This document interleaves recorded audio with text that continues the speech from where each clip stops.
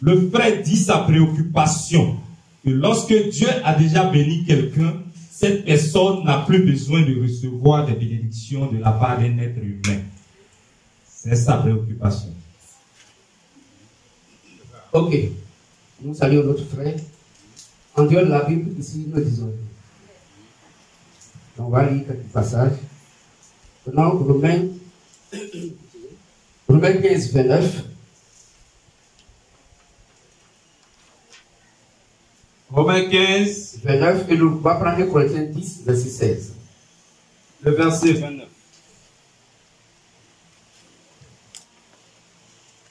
Et on va prendre Galates 3, 14.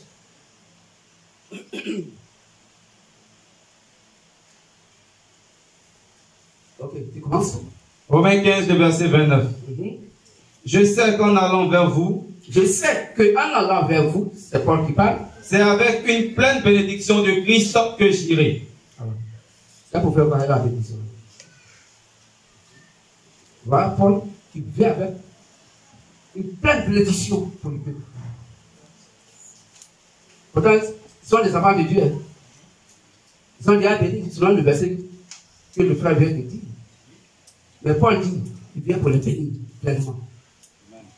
Prenons encore 1 Corinthiens 10, 16. Prenons 1 Corinthiens 10, 16. 1 Corinthiens 10, le verset 16. La coupe de bénédiction que nous bénissons Paul fait quoi? Que nous bénissons. Continue. N'est-elle pas la communion au sang de Christ? N'est-elle pas la communion au sang de Christ? Donc Dieu définit ce qu'il appelle la bénédiction. Reprends. La coupe de bénédiction que nous bénissons, n'est-elle pas la communion au sang de Christ? Le pain que nous rompons, n'est-il pas la communion au corps de Christ? Quiconque ne mange ma chair et ne boit mon sang. La bénédiction s'appelle la prédication, la parole de Dieu. Donc quand on vous dit que je vous bénisse, est-ce que l'évangile que tu viens d'écouter, est-ce que ton âme dit Amen? Est-ce que ton âme a bien saisi? Alza Amen, ça peut dire c'est la vérité parce que c'est vrai. Amen. On ne vous a pas apporté de bénédiction ici, nous avons une bénédiction.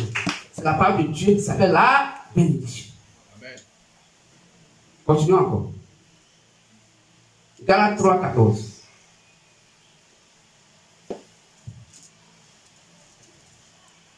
Galates 3, 14. Galates 3, 14. Afin que la bénédiction d'Abraham. Mais Abraham c'est l'être humain. Il a donc sa bénédiction.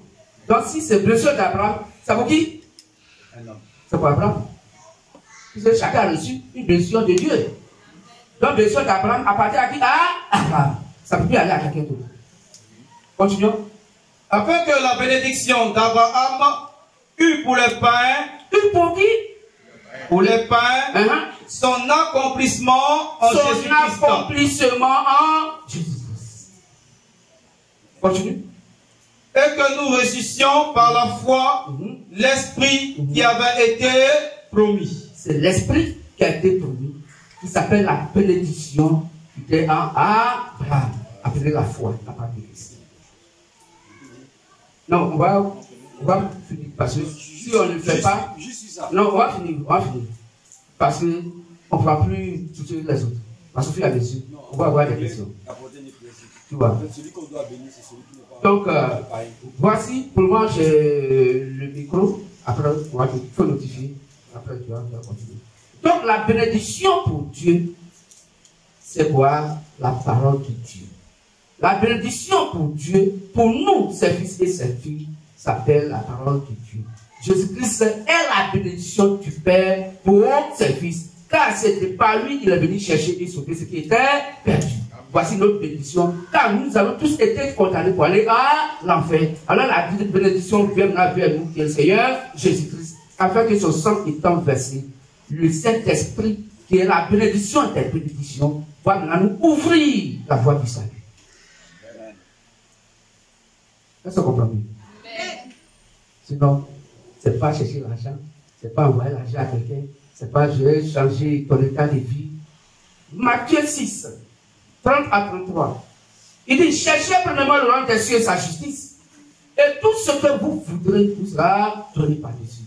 Car si quelqu'un donc fait une prière, Seigneur, donne-moi tant, une prière sociale, un évangile social, la Bible dit, ce sont des païens qui font ces choses. On peut dire ça. Amen. Donc la bénédiction de Dieu ne consiste pas à ce que vous puissiez avoir une bénédiction terrestre. Non, la bénédiction de Dieu consiste pour nous de retourner au paradis. Nous qui devons aller à l'enfer. Matthieu 6, le verset 33. Cherchez premièrement le royaume des cieux. Remonte. Verset 30. Verset 30. Si Dieu revêt ainsi l'herbe des champs qui existe aujourd'hui et qui demain sera jeté au four, ne vous vêtira-t-il pas à plus forte raison, gens de peu de foi? Ne vous inquiétez donc point et ne dites pas, que mangerons-nous? Que boirons-nous? De quoi serons-nous vêtus? Car toutes ces choses, ce sont les païens qui les recherchent. Votre Père Céleste sait ce dont vous en avez besoin. Cherchez premièrement le royaume et la justice de Dieu, et toutes ces choses vous seront données par-dessus. Donc c'est clair.